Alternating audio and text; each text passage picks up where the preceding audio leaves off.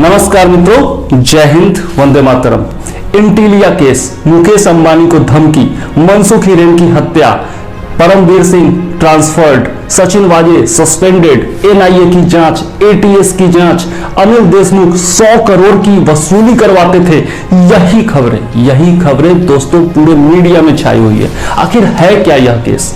यह केस इस प्रकार से उलझा हुआ है, इतना पेचीदा ये मामला है कि इसके सामने तो लियोनार्डो द कैप्रियो की मूवी इंसेप्शन भी पानी भरती हुई नजर आती है। साउथ की सबसे बेहतरीन सस्पेंस थ्रिलर माने जाने वाली मूवी रट शासन भी इसके सामने फीकी नजर आती है। और बॉलीवुड का तो कहना ही क्या, बॉलीवुड को तो शर्म से डूबकर पानी में मर जाना चाहिए, क्योंकि ये मामला इतना ज्यादा पेचीदा है कि इसको सुलझाना एनआईए और एटीएस के बस की बात लगती भी नहीं है। वैसे हमें भरोसा रखना चाहिए और एनआईए ने बहुत सारे खुलासे भी किए हैं इस मामले में, लेकिन मैंने पूरे यूट्यूब पर सर्च किया, मुझे कहीं कोई ऐसा वीडियो नहीं मिला जिसमें शुरू से लेकर अंत तक की सारी घटना एक साथ आपको समझ में आ जाए। तो मैंने यह वीडियो बनाया है ताकि आपको एक एक दिन की हर एक रिपोर्ट एक साथ मैं दे सकूं और आप भी ये मामला पूरी अच्छी तरह से समझ सके। मामला समझना जरूरी क्यों है? देश की आर्थिक राजधानी का मामला है, एशिया के सबसे अमीर व्यक्ति पर हमले का मामला है, वो भी आतंकी हमले का मामला है। इसे समझना बहुत ज्यादा जरूरी है। एथिक्स से जुड़ा हुआ मामला है, नीति सत्यनिष्ठा से जुड़ा हुआ मामला है। आप इस केस स्टडी को यूपीएससी में भी इस्तेमाल कर सकते हो यदि एथिक्स का कोई प्रश्न आता है तो, क्योंकि यहां पर टॉप कॉप इन्वॉल्व है, यहां पर आपके एडमिनिस्ट्रेशन इन्वॉल्व है। किसके साथ? लेजिस्लेचर के साथ। हर चीज बारीकी से समझने की जरूरत है। विपक्ष हमलावर है, पूरे देश में इस बारे में बात हो रही है, तो हमें भी यह मामला समझना बहुत ज्यादा जरूरी है। तो आइए हमारे साथ पूरे अंत तक बने रहिए, वीडियो अंत तक देखिए और चैनल को सब्सक्राइब कर लीजिए। यदि चैनल पर नए हैं बेल आइकन दबाना मत भूलिएगा ताकि आगे आने वाले सारे वीडियोस का नोटिफिकेशन आपको टाइम पर मिलता रहे। और यदि चैनल पर पहले से सदस्य हैं तो वीडियो को लाइक कर दीजिए और शेयर कर दीजिए ताकि वो लोग जो इस मामले को समझना चाहते हैं लेकिन उन्हें कहीं कोई वीडियो ऐसा नहीं मिल रहा है जिसमें सारे मामले एक साथ आपको समझ में आ जाए, तो उन्हें इस वीडियो से लाभ हो। तो आइए आपका टाइम ज्यादा बर्बाद न करते हुए शुरू करते हैं पूरा वीडियो। 17 फरवरी मुंबई के एक व्यापारी मनसुख हिरेन की कार विखरोली एरिया से चोरी हो जाती है। 18 फरवरी एक दिन के बाद मनसुख हिरेन विखरोली पुलिस स्टेशन में एक कंप्लेंट फाइल करते हैं।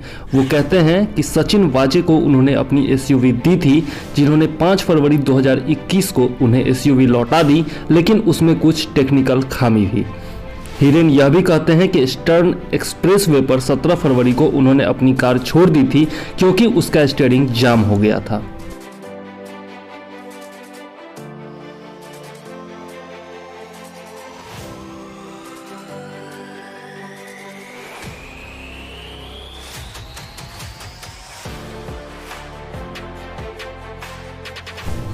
पच्चीस फरवरी को एक स्कॉर्पियो कार 20 एक्सप्लोसिव जिलेटिन के साथ मुकेश अंबानी के घर एंटीलिया के बाहर पाया जाता है।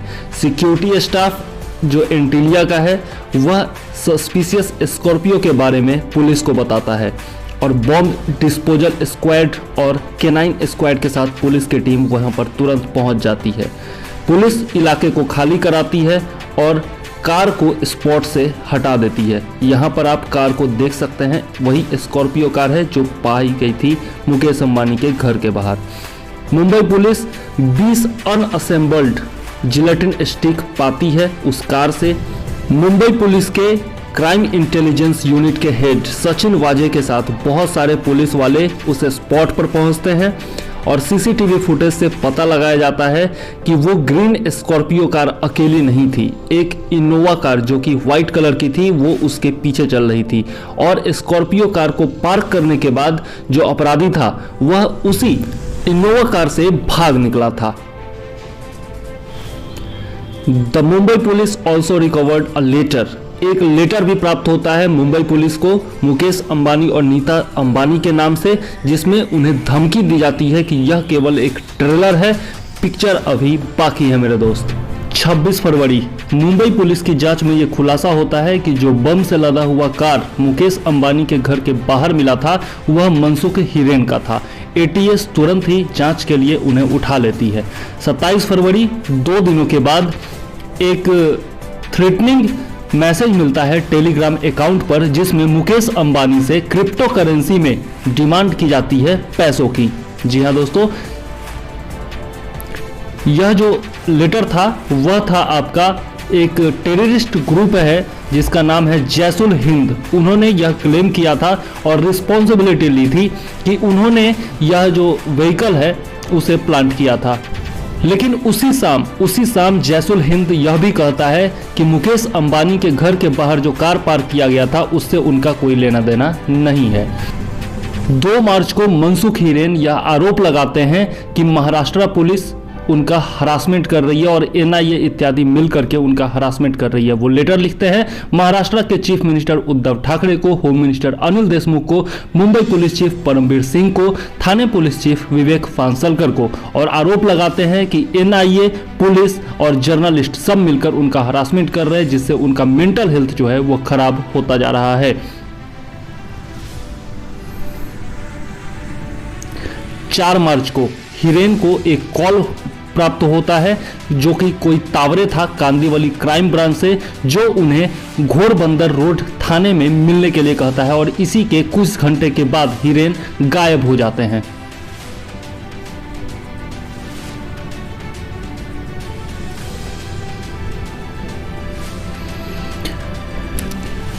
5 मार्च को विधानसभा में महाराष्ट्र के पूर्व चीफ मिनिस्टर देवेंद्र फडणवीस, जो कि अभी लीडर ऑफ अपोजिशन है महाराष्ट्र में, वह एक सेंसेशनल खुलासा करते हैं कि असिस्टेंट पुलिस ऑफिसर जो कि क्राइम इंटेलिजेंस यूनिट का चीफ भी है, सचिन वाजे, वह टच में था मनसुख हिरेन के। और इसके कुछ घंटों के बाद मनसुख हिरेन जो है वह मृत पाया जाता है। उसके मुंह में बहुत सारा जो आपका रुमाल है वह ठूसा हुआ होता है, लेकिन पुलिस जो है वह इनिशियल जांच में यह कहती है कि उसने कालवा क्रीक में कूदकर अपनी जान दे दी है, आत्महत्या कर ली है। 6 मार्च को फैमिली मेंबर जो है वह उसकी लाश लेने से मना कर देते हैं और कहते हैं कि जो पोस्टमार्टम रिपोर्ट है उसको पब्लिक किया जाए। हिरेन की वाइफ यह भी आरोप लगाती है कि सचिन वाजे जो है उनकी हत्या मुंबई क्राइम ब्रांच के ऑफिसर सचिन वाजे ने की है।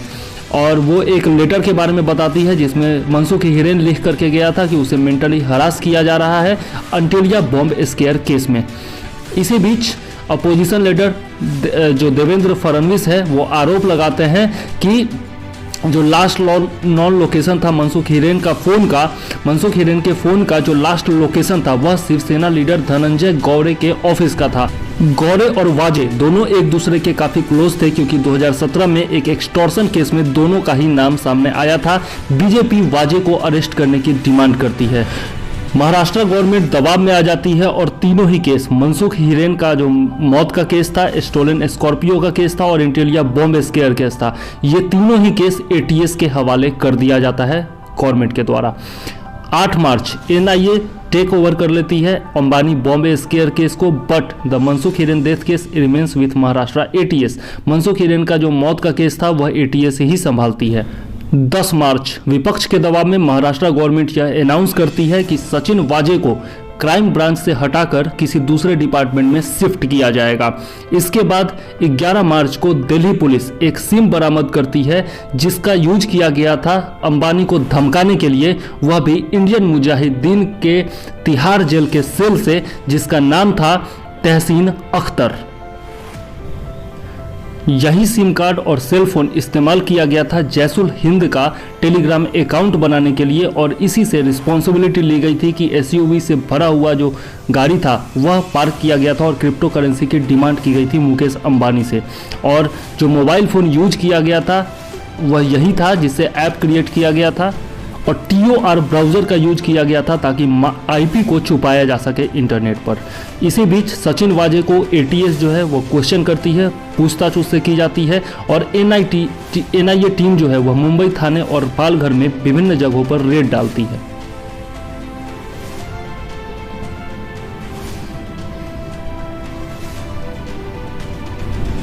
13 मार्च को पूछताछ के लिए एनआईए समन देती है वाजे को, सचिन वाजे को, और उसके बाद 12 घंटे तक लंबी पूछताछ के बाद उन्हें अरेस्ट कर लिया जाता है ड्यूरिंग द इंटरोगेशन। और जो मुंबई पुलिस का टॉप कॉप है सचिन वाजे, वह एडमिट करता है कि वह इंटेलिया बॉम्ब केस में इन्वॉल्व था और शिवसेना के बड़े लीडर्स जो है वो इसमें शामिल है, वह तो एक छोटा सा प्लेयर है। एनआईए जो है सचिन को विभिन्न धाराओं में गिरफ्तार कर लेती है और before the arrest Sachin Vaze puts up a dramatic WhatsApp message, time to say goodbye to the world coming closer. 14 मार्च को एनआईए उस व्हाइट इनोवा कार को रिकवर कर लेती है मुंबई पुलिस कमिश्नर के ऑफिस के बाहर से, जो स्कॉर्पियो के साथ पीछे पीछे गया था और जिसमें बम लगाने के बाद ड्राइवर भाग निकला था। ये है वो इनोवा कार, आप देख सकते हैं। एनआईए के अधिकारी जो है वो ट्रेस करते हैं मुंबई पुलिस कमिश्नरेट के बाहर उस इनोवा कार को और पता लगाया जाता है कि यह जो इनोवा गाड़ी है वह क्राइम इंटेलिजेंस यूनिट से संबंधित है, जिसको सचिन वाजे खुद चलाते थे। हालांकि एटीएस भी इसका पीछा कर रही थी लेकिन वो कार को फाइंड नहीं कर पाई थी। शिवसेना लीडर संजय राउत जो है वह सचिन वाजे के बचाव में आ जाते हैं और बोलते हैं कि वह बहुत ही अच्छा कॉप है। 15 मार्च एनआईए कहती है कि सचिन वाजे से संबंधित सीसीटीवी फुटेज, फिंगरप्रिंट और बाकी अन्य सबूत उसने इकट्ठे कर लिए हैं। 2 किलोमीटर रेडियस में सचिन वाजे के ऑफिस से 2 किलोमीटर के रेडियस में 25 फरवरी से लेकर 5 मार्च तक के सारे सीसीटीवी फुटेज खंगाल दिए जाते हैं और एनआईए के अनुसार सीसीटीवी फुटेज से कंफर्म होता है कि सचिन वाजे उसी दिन मनसुख हिरेन से मिला था 25 फरवरी को, जिस दिन स्कॉर्पियो को पार्क किया गया था मुकेश अंबानी के घर के बाहर। उसी दिन मुंबई पुलिस के पीआरओ से यह खबर आती है कि एनकाउंटर स्पेशलिस्ट सचिन वाजे को सस्पेंड कर दिया गया है एडिशनल सीपी के ऑर्डर से। ठीक है, इसी बीच महाराष्ट्र के बीजेपी नेता नीतीश राणे आरोप लगाते हैं सचिन वाजे पर कि उसके बुकीज से भी संबंध है, जो T20 क्रिकेट आईपीएल के दौरान जो है वो सट्टा लगाते हैं। और इसी बीच एनआईए यह पाती है कि सीसीटीवी फुटेज जो वाजे के सोसाइटी का है वह मिस हो चुका है और एनआईए कहती है कि सचिन वाजे के सहयोगी एपीआई रियाज काजी वह सचिन वाजे के बिल्डिंग में गए थे साकेत सोसाइटी थाने में और उन्होंने जो है सीसीटीवी फुटेज डिलीट कर दिया है। कहां से कहां तक का? 17 फरवरी से लेकर 24 फरवरी के बीच का। यह पता चलता है 16 मार्च को अगले ही दिन कि सीसीटीवी फुटेज जो है वह वाजे को दे दिया गया था और वाजे ने अपने सोसाइटी का सारा सीसीटीवी फुटेज जो है वह डिलीट कर दिया, उसको डैमेज कर दिया ताकि पुलिस को कोई भी एविडेंस न प्राप्त हो सके। ऐसा आरोप लगाया जाता है एनआईए के द्वारा। आगे देखते हैं अब क्या होता है। एनआईए एक दूसरा खुलासा भी करती है कि जो स्कॉर्पियो कार थी वह कभी चोरी ही नहीं हुई थी मनसुख हिरेन की, बल्कि उसे वाजे इस्तेमाल कर रहा था, सचिन वाजे इस्तेमाल कर रहा था और सीसीटीवी फुटेज को भी इसीलिए डिलीट किया गया था ताकि पता न चले कि जो स्कॉर्पियो गाड़ी थी वह वजह के ही पास थी। वजह ने हिरेन पर दबाव बनाया था कि वह चोरी की रिपोर्ट लिखवाए। केवल अपने घर का ही नहीं, सचिन वजह ने सीसीटीवी फुटेज वहां का भी डिलीट कर दिया था, उस शॉप का भी डिलीट कर दिया था जहां से उसने स्कॉर्पियो का नंबर प्लेट बदला था, गलत नंबर प्लेट लगाया था, उसका भी डीवीआर जो है वह गायब कर देता है और शॉप का जो रजिस्टर है वह भी गायब कर देता है। 17 मार्च को एनआईए जो है वो एक ब्लैक मर्सिडीज कार अरेस्ट करती है जिसमें से प्राप्त होता है स्कॉर्पियो का गलत नंबर और भी बहुत कुछ उस मर्सिडीज से प्राप्त होता है। एनआईए को मर्सिडीज से 5 लाख रुपए, कुछ कपड़े और कुछ कैश काउंटिंग मशीन भी प्राप्त होते हैं। इसके अलावा वो नंबर प्लेट प्राप्त होता है जो कि स्कॉर्पियो पर गलत रूप से चढ़ाया गया था। उसी दिन एक स्टाफ जो वाजे का था वह एडमिट करता है एनआईए के सामने कि सचिन वाजे जो था वह इंटेलिया के बाहर देखा गया था उसी दिन एक पीपीई किट पहने हुए मुकेश अंबानी के घर के बाहर, और एक शर्ट भी बरामद करती है एनआईए जो कि पीपीई किट के अंदर वाजे ने पहना हुआ था। महाराष्ट्र गवर्नमेंट जो है वो परमबीर सिंह को हटा देती है मुंबई पुलिस कमिश्नर के पद से और उन्हें डीजी होमगार्ड बना दिया जाता है और हेमंत नगराले को उनकी जगह पर मुंबई पुलिस का कमिश्नर बना दिया जाता है। 18 मार्च को एनआईए 2 और लग्जरी गाड़ी जो है वो सीज करती है और इस तरह से जो है आपका लग्जरी गाड़ियों की संख्या टोटल 5 हो जाती है जो कि सचिन वाजे से रिलेटेड थी। अब सोच सकते हैं इतना छोटा ऑफिसर और 5 लग्जरी गाड़ियां कहां से आ गई उसके पास। एनआईए उन दोनों लग्जरी गाड़ियों को, जिसमें एक शामिल था मर्सिडीज बेंज ML250 CDI और दूसरा जो था वो टोयोटा लैंड क्रूजर प्राडो था GRJ 120R। और ये दोनों जो है, ये जो प्राडो था वह विजय कुमार गणपत भोसले से रिलेटेड था, जो कि एक शिवसेना लीडर है। एनआईए 2 और कारों की तलाश कर रही थी, जो कि ब्लू मर्सिडीज था और एक स्कोडा कार थी। टोटल गाड़ियों की संख्या 7 हो जाती है यहाँ से।